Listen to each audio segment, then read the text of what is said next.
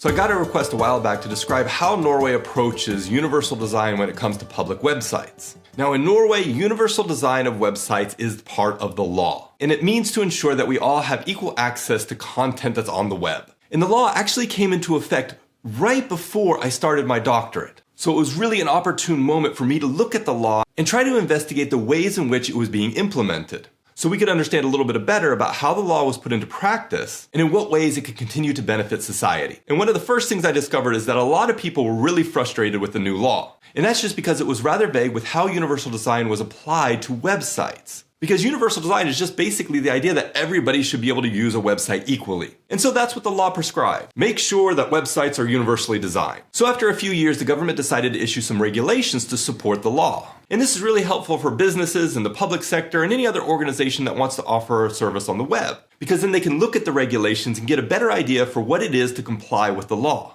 And those regulations refer to the Web Content Accessibility Guidelines. Now, as part of my doctorate, I also investigated how those guidelines came about. So I interviewed quite a few people who wrote and developed those guidelines. And although they're meant to ensure that everyone can use the web equally, they're really focused in on people with disabilities, which is a little bit different than what the law prescribes. Because the law says universal design, and that should apply to everyone. But the regulations focus primarily on ensuring access to websites for people with disabilities. And while that's a very, very important goal, it doesn't encompass the entirety of what universal design is. And so it opened up many more questions. Questions that the business community had begun to take up. So a couple of my former students opened up a company here in Norway called Include, and that's Include with a K and no E. And they focus on helping government agencies and businesses not simply comply with the regulations, but really fulfill the mandate of universal design when it comes to websites. And so they do more than simply test websites' accessibility. They go beyond compliance to ensure that the website is usable for as many people as possible.